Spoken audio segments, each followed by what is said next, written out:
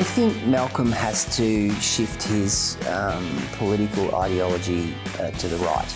He's betraying the LNP party members, the rank and file. No other federation is as centralised as we are, and that wasn't the intention of the founders. People who should be concerned about the future of Western civilisation, of Judeo-Christian culture, because ultimately that's what's at stake here. I can tell you, by people voting One Nation, they got, or will get, abortion on demand in Queensland.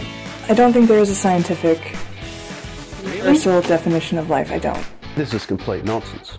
People do not live their lives as the left would have us live it. But in the 19th century, the dominant meaning of secular in Australia was not sort of the absence of religion. And you shouldn't rule the church out as an institution. Other institutions get to have their say.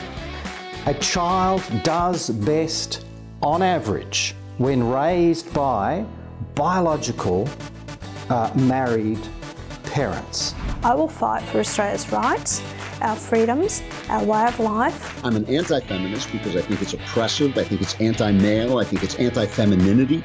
Now, it may be a very weak Brexit, but I tell you what, Brexit of any kind and leaving those treaties as well. That's the best ever interview. Michael Parkinson, you got nothing on this bloke. G'day, I'm Dave Pellowe and welcome to another episode of Pellowe Talk. What we have happening at the moment in the Australian Federal Parliament is an attack on religious freedom. This is concerted and it's constant. Now, there's always been this attack going on, but in recent years it's just doubled and doubled and doubled again. We see people being kicked out of uni because they offered to pray for someone who approached them and, you know, gave permission.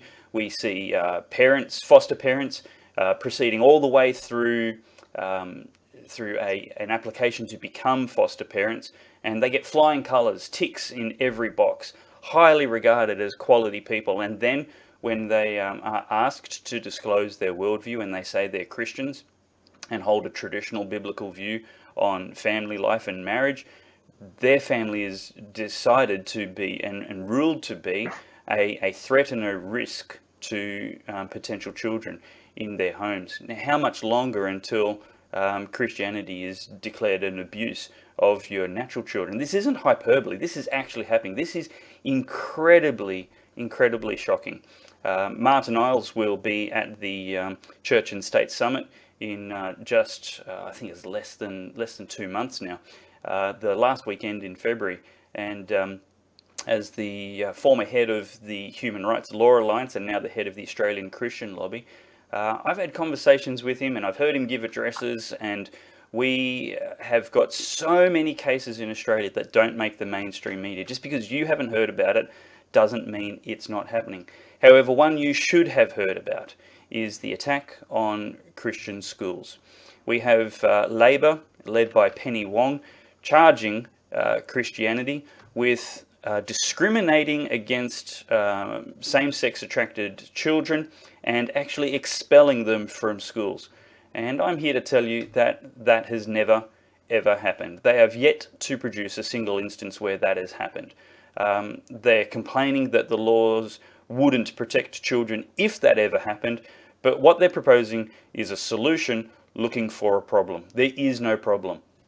The problem is the religious discrimination that is inherent to the solution that they're proposing. Solution. It's not a solution. It's an attack on religious freedom. It's religious discrimination. They're trying to tell Christian schools who are associated and incorporated solely for the purpose of differentiating from a public education with Christian beliefs, that those beliefs are a violation of some sensibility that they hold, and they want to enshrine a legislation which effectively prohibits teaching and employing along those beliefs.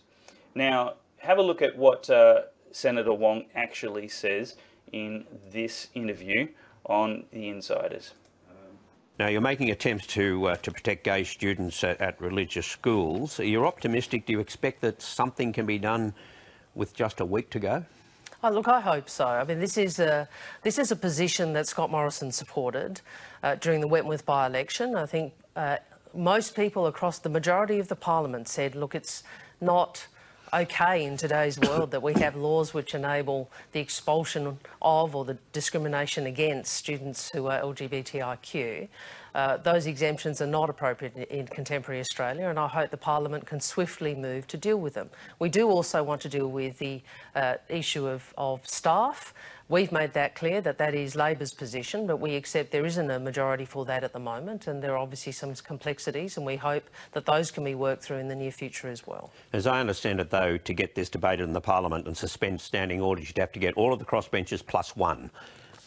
Can you do that? Well, the Senate, the numbers are slightly different, and to the House, where obviously the numbers in the House and the standing orders make it even more difficult. But can I say, Scott Morrison supported this. So how about instead of getting into the arithmetic of what we need to suspend standing orders in the House or what we need in the Senate, why doesn't he just ask his people to do what he said they'd do, which is to vote to remove these exemptions? Now, there is resistance coming from some of the schools, of course. Their argument seems to be that if this was to happen, they couldn't any longer shape their own beliefs, that they would not be able to adhere to their own teaching mission. Do you understand what it is that they're concerned about? I understand what they're saying, and I don't think it is borne out by the law. I mean, there are provisions in the Act which do enable those sorts of activities to continue to occur, and I think this is a little bit like what we saw in the marriage equality campaign. You remember, I think heterosexual marriages were going to become less secure, and families, the unit of the family was going to be destroyed. And I think really, I'm happy to have a discussion about how we ensure we preserve the capacity of religious schools to teach tenets of the faith, to ensure that students go to chapel, then ensure that kids get a religious instruction. And nothing in the bill that is being proposed by the Labor Party stops that. So perhaps we should stop saying it does and deal with the issues that are before the chamber, as well as some of the more complex issues, as I've described, in relation to staff. But that is one example that comes up all the time, that they'll no longer be able to compel students to go to chapel. You say that you can get around that?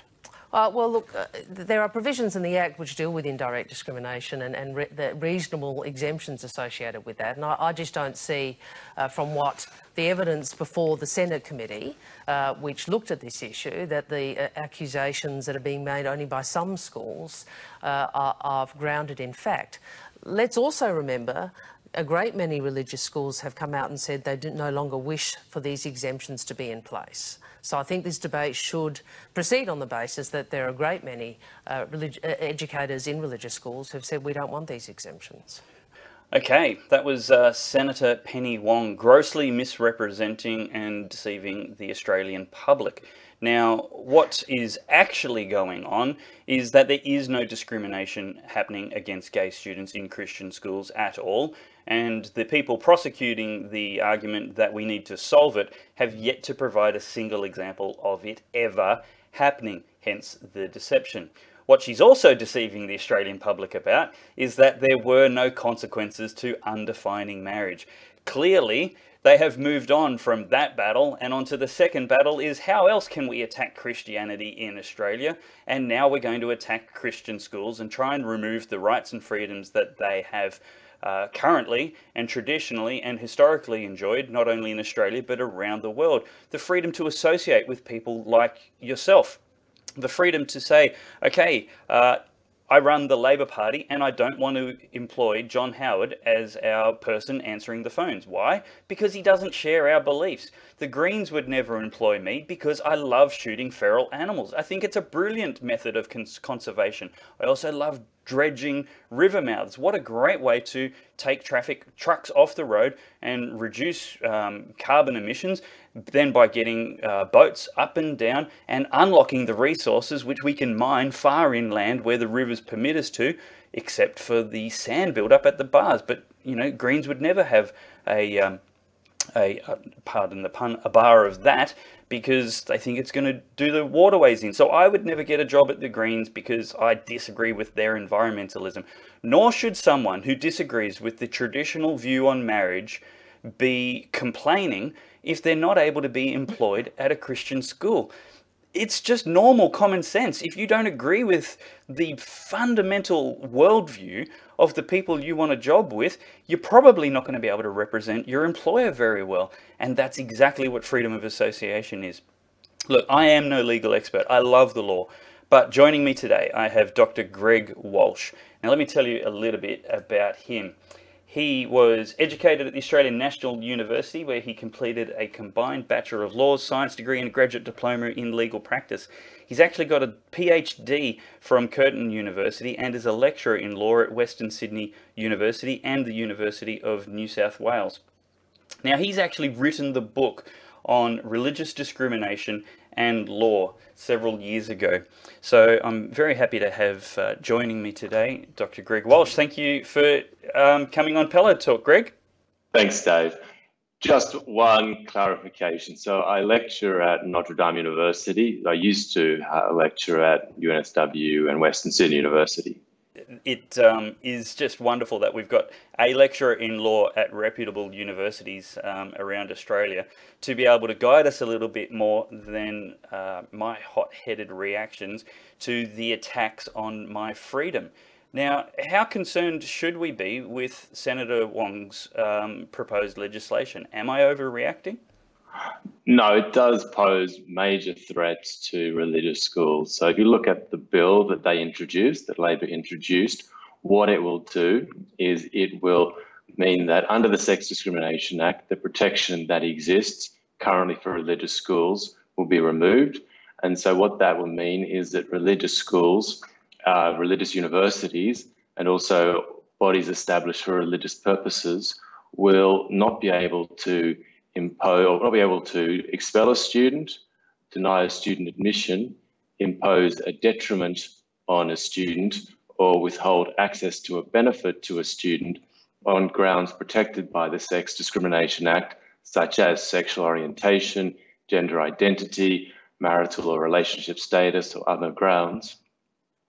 So some people, when they hear that, they'll say that that kind of amendment makes sense. It's going to be an improvement. It's going to make Australia a more just place. And why should religious schools want to discriminate against students, especially vulnerable students? So that's the kind of argument that's made in favour of it. And if the bill was just restricted to removing the ability of religious schools to expel students on the grounds of sexual orientation or gender identity, there wouldn't be this big controversy at the moment. Scott Morrison came out. That's right. Nobody wants this right. Nobody's ever used this right. Like I said in the introduction, it's a solution looking for a problem. There is no problem here. We're happy to continue as we always have. The laws can say whatever they want. No Christian school has ever expelled a kid because they were gay. That's right. So the Anglican leaders came out, the Catholic leaders came out, and they said they didn't want this ability to expel students on these grounds. Mm-hmm. And more importantly, they were explicitly clear saying that expelling students on these grounds would be a violation of their commitment to Christianity. So it's against the Christian religion to expel students on these grounds. So they don't want that. I think something I want to clarify for the viewers who might be confused here is, and I think this might even be important for Senator Wong. Senator Wong, get your staff to tune into this show and get an education, which they can then pass on to you if you don't want to watch it yourself. This is exactly like what's going on in America at the moment with the government shut down because the Democrats don't want to fund the wall. It's because they're putting this all in together in one basket that we have this problem. Democrats, Trump has no problem funding the government, signing the budget, and the Democrats have no, they're all agreed on this basic thing. The sticking point is all of the details, all of the extra things which are buried in it. For the Democrats in America, they're saying no way because it includes funding for the wall. The whole budget isn't okay. It's exactly the same here in this silly bill, which is targeting religion. We all agree that we want to get rid of the unused law which makes it okay to expel gay kids, which nobody wants to do, nobody ever has done. The problem, the sticking point, the deal breaker, the thing we should all be really, really, really upset about is all of the other ugly, damaging things which continue the march against Christianity from the left of politics, Labor and the Greens. Yeah, that's true. And what's important to focus on is how these amendments may affect religious schools. Right. So there's examples that can be used. Say a 16-year-old boy who develops gender dysphoria, who now considers himself to be a girl, advises the religious school that he's now a girl and requests that the religious school treat him in every way as though he is a girl. So it's a single boys religious school. Under these changes, that may mean that the religious schools is required now to accept that he is a girl, direct their staff members and students to treat them that he is a girl, even though that's going to contradict their religious understanding that sex is biological. But the legislation won't protect that. Another example, that 16-year-old boy decides he doesn't want to be at that. That's not just a religious understanding, that's a biological understanding. That's right, so it's not just... It doesn't take a Christian to understand science. That's right, yes. Yeah. But it could undermine, to say that 16-year-old boy wants to transfer to another school, which is, say, a single-sex girls-only school. Right. It's unclear under these changes whether that single-sex girls' school will be able to deny that student admission. So you'll now have this 16-year-old boy at that girls' school. The legislation, it's hard to see how it will prevent that boy being included in the accommodation facilities if the school offers that, in change rooms. So they have all those kind of problems. Wow, yep. I don't think it's unclear. Look, maybe the law is unclear, and from a lawyer's perspective, you have to be very clear about it. From a commentary social implication perspective, I think the intent of the law is extremely clear, that they would be looking to make schools utterly powerless to act on principle, to act on conviction, belief, and understanding. They would not be allowed to be the grown-ups in the room. They would have to honour the students' feelings, because feelings transcend facts on the left of politics. So I don't think, look, the law is unclear, and that makes the law dangerous. But if the law's intents were clear, I think they would be even more dangerous. Yes, I think that's definitely a significant issue. In terms of the problems with the ambiguities, litigation is something that's going to definitely come about because of these ambiguities, this uncertainty. Of course. It means that every single decision that's made by a religious school is possibly going to be contestable before a tribunal and eventually a court. So that's going to put enormous pressure on religious schools, religious universities, potentially other religious organisations to take a risk-averse approach to how they run their religious schools. And because they especially the smaller religious schools, they won't have the financial resources to take on a long litigation struggle to defend their ability to run their institutions as they want. And you can guarantee that there will be people looking for trouble. You can guarantee there will be some lawfare activists who, either the students or parents of students, who deliberately try and cause a problem, try and cause a conflict. And just like we've seen some activists in a homosexual relationship go from baker to baker to baker to baker to baker until they got somebody who turned them down, and then they tried to make a precedent and public example out of it and create hell for those people.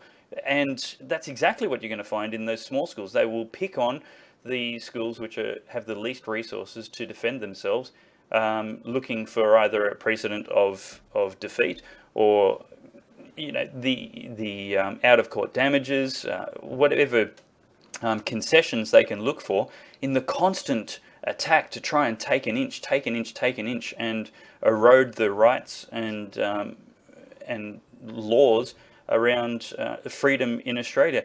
Tell me, what arguments are people who are trying to make these laws making? What are they arguing, and are they persuasive arguments?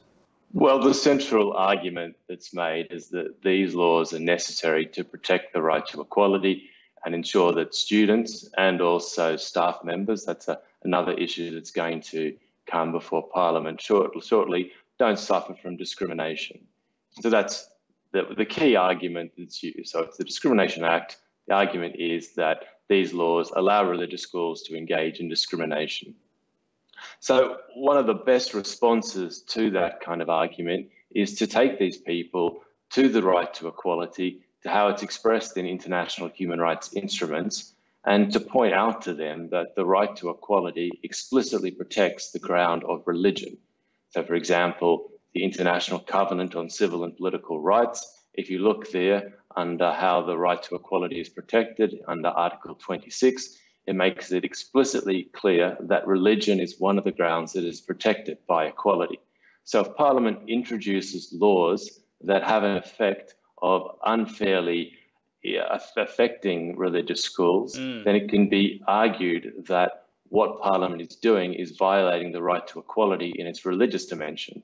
So it's not how this argument's often presented as a clash between equality and religious liberty, but that's a simplistic way of setting it up. Yep. It's far more complex than that. If you want to take a human rights approach to assessing whether these laws are just, you need to look at the right to equality and recognise that although people can rely upon it in terms of issues or characteristics like gender identity, sexual orientation, you can also rely upon it from the other perspective of religion.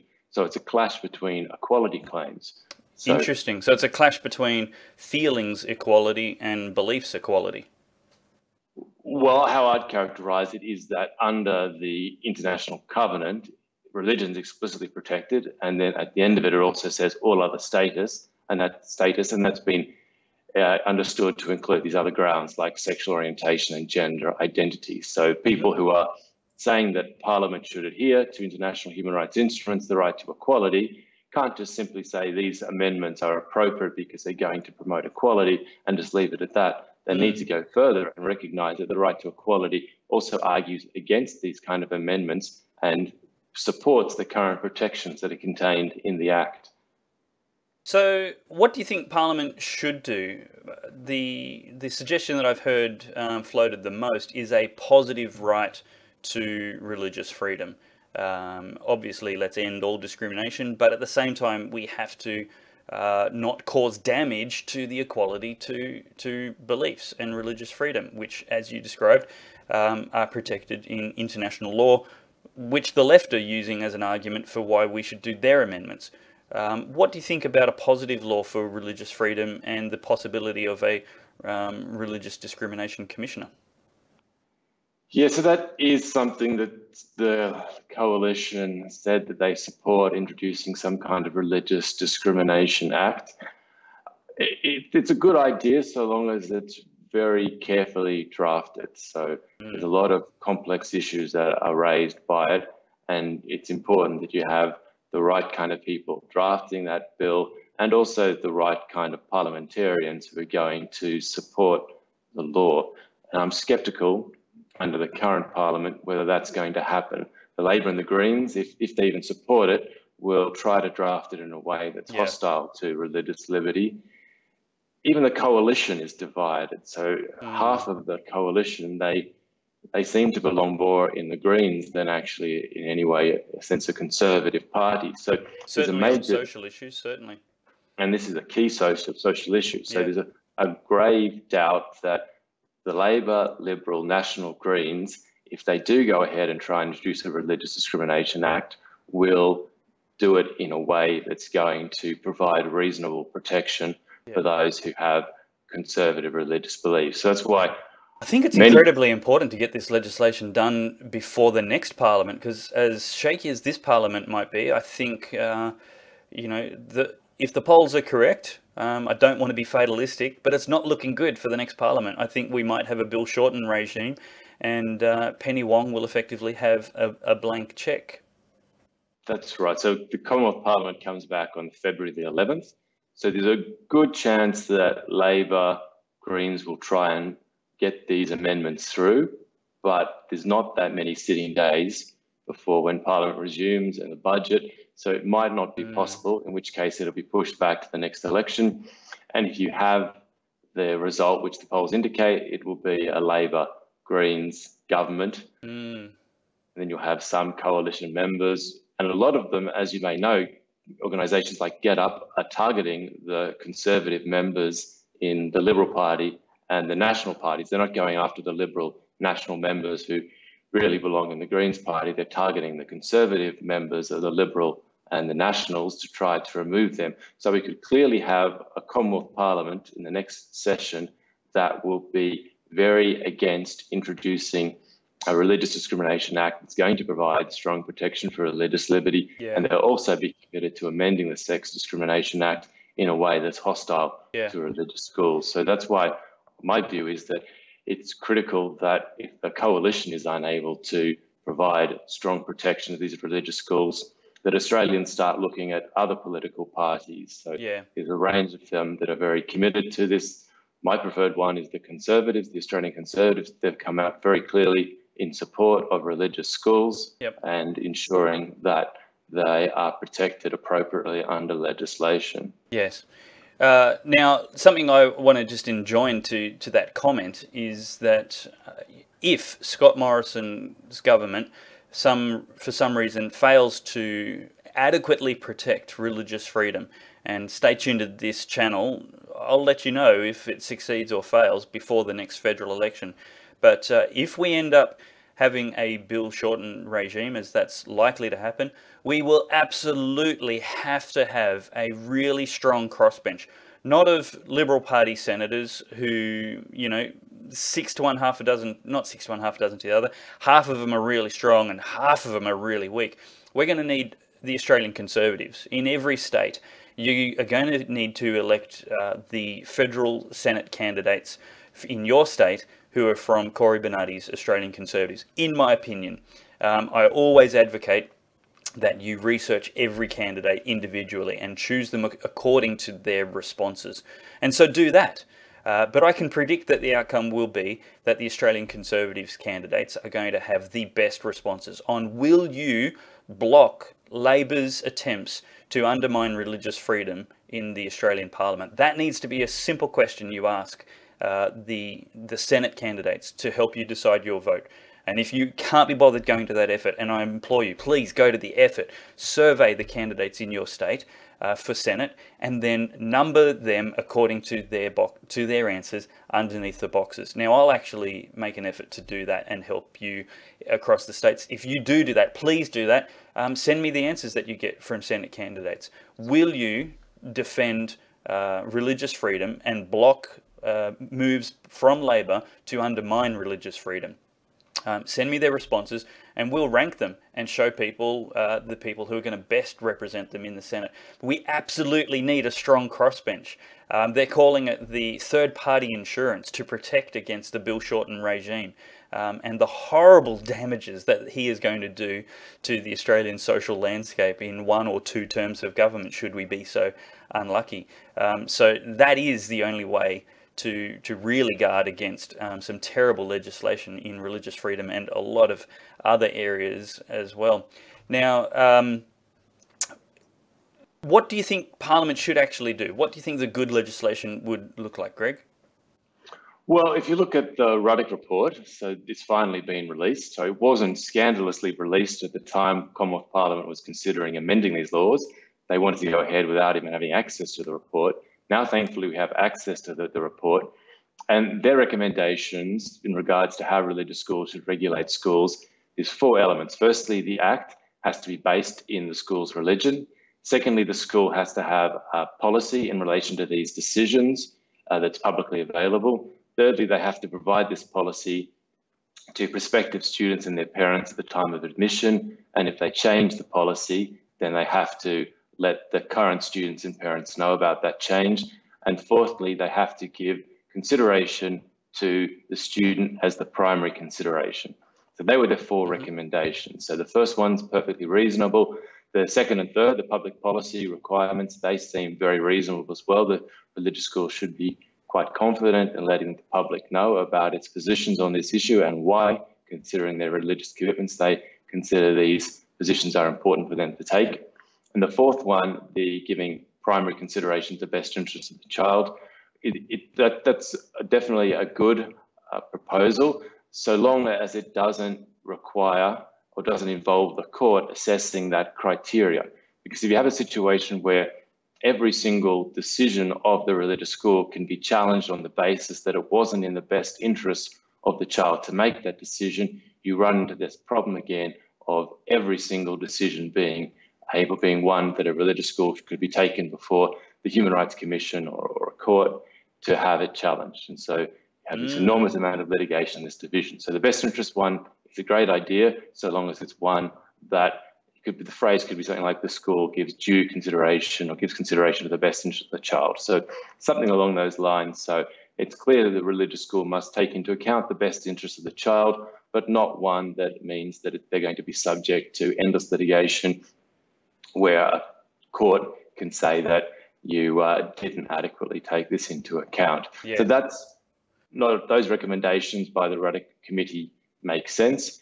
It's also, in terms of the operation of the amendments, the approach they should take, they should remove the protection, they should remove the protections in regards to expelling. As has been made clear, none of the religious leaders want this protection where they're able. So make that change. And if Labor had done that, because that's what Scott Morrison promised in the Wentworth by-election, he would amend the laws to stop religious schools having this ability. If Labor had just done that, it would have gone through, everyone would have been happy. But instead, they decided to play politics with the issue and try and get more than was justified in the circumstance. Because so this is the flow-on consequences, which they promised wouldn't happen when they undefined marriage.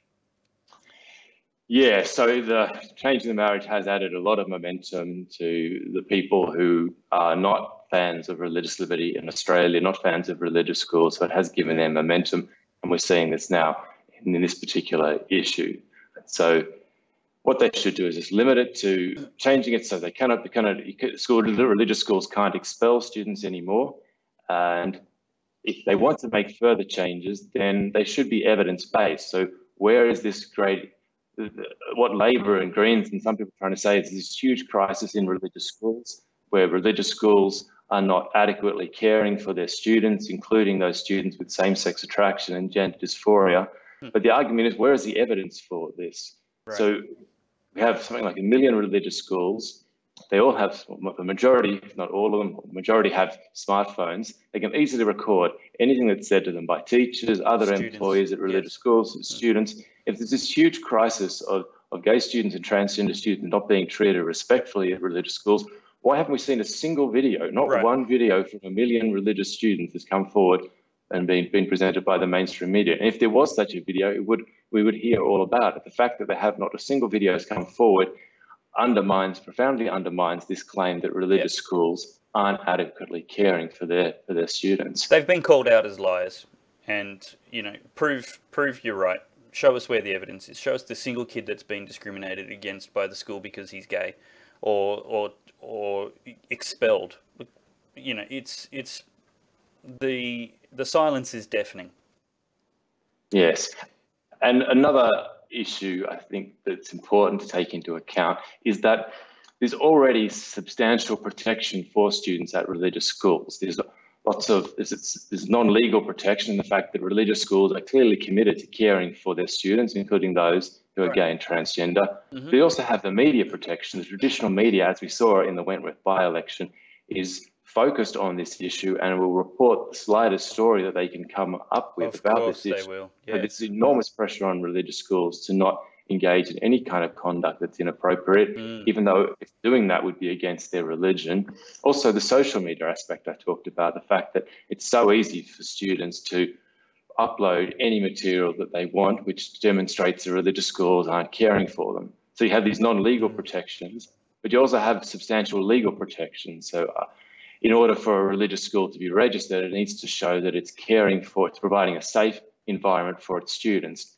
So this example, the Education Act in New South Wales makes it clear that a religious school will not receive registration unless it has provided a safe environment for its students.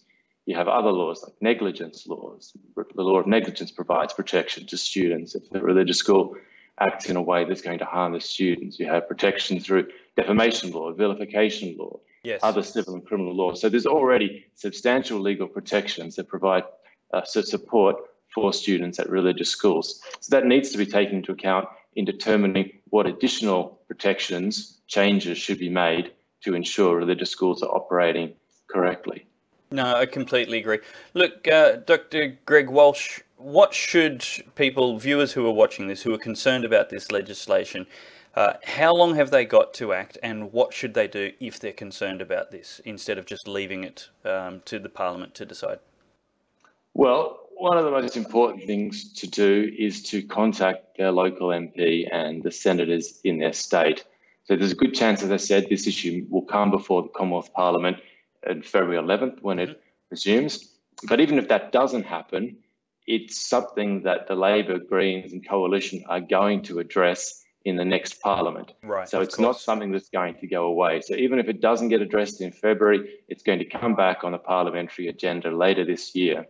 And so it's essential that Well, you know what, that gives a little bit of stick, or carrot and stick, whichever way you want to use it, that we can give. When you contact your local MP, whichever side they're on, ask them, are they going to defend religious freedom, or are they going to go through with this bill? And say, my vote rests on this. They know they want your vote. Say, me and my friends are watching to see if you're going to attack our religious freedom. None of us want... nobody wants the right to expel gay kids. Fine, deal with that, but don't go any further. The current bill goes way, way, way, way too far. And if you support it, I won't support you. Write to your MPs and let them know exactly what's on the line. Me and my friends will not support you. Exactly. And the likelihood is that Labor, Coalition, the Greens, they're so committed to bringing about these changes. It almost happened in December. It only just didn't happen through a few minor conflicts about the final wording of the bill. Wow. And so it seems like there's an entrenched position in these people, in the parliamentarians, to bring about these kind of changes. And so if it's clear that that's going to continue, then Australians should not vote for these parties. As you mentioned, the Conservatives is a good option. You just don't continue to support political parties that are not going to protect what's important to you. So religious liberty, freedom of association, freedom of expression, rights of parents, rights of students, all of these things are affected adversely if they don't regulate this area correctly. And so if the major political parties won't do it, Australians should abandon those parties. Indeed. Look, moving on to a different topic, I think it's fair to mention that not only your legal background and everything else like that, but with the upcoming New South Wales state election, you've actually thrown your hat in the ring to represent the Australian Conservatives in the Legislative Council, the upper house of the New South Wales Parliament. Can you tell me why you thought that was a good move for you? Surely that's a career-ending move for a law lecturer. Sure. Primarily it came about because I was disillusioned with the major political parties. I was a member of the Liberal Party, but it became clear that that was a political party that was no longer committed to the kind of principles that I support. So some of the values that are very important to me are things like freedom of speech, religious liberty, freedom of association, a limited government. On those. So I came to the conclusion that the Liberal Party was not the political party for me. Labor and Green, I think, are even worse than the Liberal Party. Tragic. The fact that the majority of the Liberal Party would decide to remove Tony Abbott and put in Malcolm Turnbull in his place was a key indication to me that that was a political party that I should no longer support. I've followed Cory Bernardi in terms of how he's operated in Parliament over the years. I agree with the positions that he's taken on issues. Tell me about the New South Wales election. What is it? What are the key issues that you feel you will uniquely represent New South Wales residents in the next New South Wales Parliament? If Labor is successful, for example, they have a clear agenda to grossly liberalise abortion laws in New South Wales. What would your vote be on that? Sure. In terms of the March election, what the Conservatives will be doing is obviously promoting the policies and the principles of the party. In terms of the abortion laws, so I'm in favour of there not being a change. So my view is we need to look for solutions that will care for both the woman in these kind of situations and also the preterm or the unborn child. Mm-hmm. So that would be my approach to any issue that came before the upper house. And what do you think, what are the other, maybe there's one or two other top of mind social issues in New South Wales, or economic? What do you think are the ones that perhaps the Liberal Party Legislative Council candidates aren't going to hold the line as strongly as you will? Well, a key one is freedom of speech. So it's critical in order for our democracy to work well that people are able to express their views on policies and on laws. There's obviously some restrictions that need to be implemented for freedom of speech. No one says you should be able to threaten violence against someone. Everyone accepts there are some limitations on freedom of speech, but the limitations are too great in New South Wales and throughout Australia. So there needs to be defamation laws are in need of reform. It's just too easy to sue someone for defamation, and that's stifling individual ability to express their views. There's definitely a need for defamation law, but it's just too easy at the moment for a person to sue an individual under defamation. The same in regards to vilification laws. We've seen a range of problematic cases where vilification laws have been used. In Queensland, you have obviously the example of the students at QUT who were subject to a very unfair investigation from the Australian Human Rights Commission through the use of vilification provisions. The example that screams to my mind is the New South Wales Anti-Discrimination Tribunal crusading on a witch hunt or being a tool of a witch hunt against Bernard Gaynor, who's not even in their jurisdiction. And the High Court of Australia has ruled that you guys are way out of bounds, pull your head in, and they've completely ignored it and continued with the assistance of the current New South Wales government.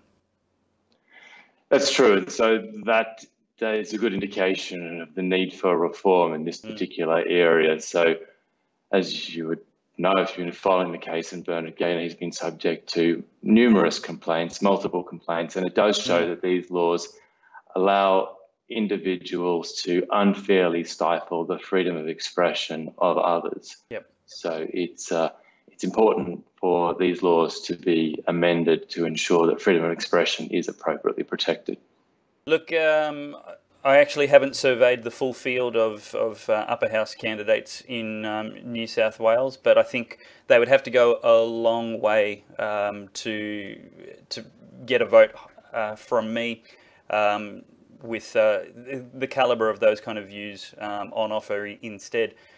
So I wish you all the best, and if you, the viewers, have any questions for Dr. Greg Walsh about his candidacy, it's pretty straightforward.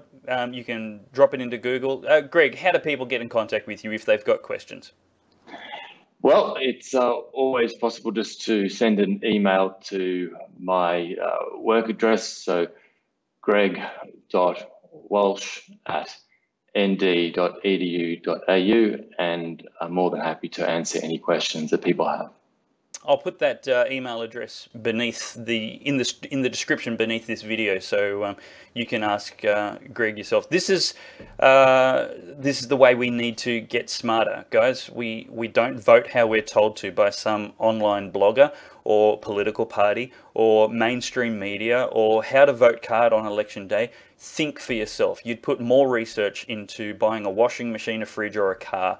At least send the candidates an email and ask them how they represent you. Just choose 2 or 3 issues. Don't try and lecture to them. Don't try and change their views. Don't even identify really where you are, left or right. Be an undecided voter genuinely. Tell them that your vote is up for grabs and ask them to work for your vote and represent you. And that alone will be an influence if enough of us all speak with the same voice, saying to candidates like Greg, will you stand with me and make sure that the laws against abortion are not liberalised, harming both women and children? If he says yes, you might have a representative. If he says no, you can move on to somebody else. Contact them. Ask them what they think and will they represent you. And that's the best way for us to get a good government in New South Wales, in every state, and in the coming federal election. Dr. Greg Walsh, thank you so much for joining me today and explaining the lay of the land with the left's witch hunt against Christianity in Australia. Great. Thank you very much, Dave. That's Dr. Greg Walsh, and you can get his profile and links to his books, etc., beneath the video in the description. Don't forget, the Church and State Summit is coming up, churchandstate.com.au. This is going to enable, it's arming Christians to influence culture. Our job isn't to be the master of the state or the servant of the state, but to be the conscience of the state, just to be that voice, like the Greens are for radical environmental policies, and trade unionists are for radical labour and penalty rate policies. So, you know, Christians should be, common sense Christians have a right to be heard and to influence culture for good policies, policies for justice and compassion and for peace for our neighbours. This is the basic duty of doing it. And the Church and State Summit is all about arming you to be engaged successfully and effectively to get the kind of society that we want to leave for our children. So head along to churchandstate.com.au. You've still got a month left before the early bird tickets run out, and make sure you don't miss a seat. There's a huge lineup of speakers coming, high caliber speakers, and we will look forward to seeing you there. Now, don't forget to subscribe to YouTube. Click on the bell icon and follow me on Facebook and Twitter. I've actually just installed a new platform which hopefully is going to be a free speech alternative to Twitter. It's called Pellowe, and it's spelt P-A-R-L-E-R. It's a French word which basically means dialogue. And they're promising to not deplatform, censor, shadow ban or anything else like that people with a right of centre view. It's incredibly encouraging, and it's an interactive kind of platform between website comments, news articles, etc., and this social media platform.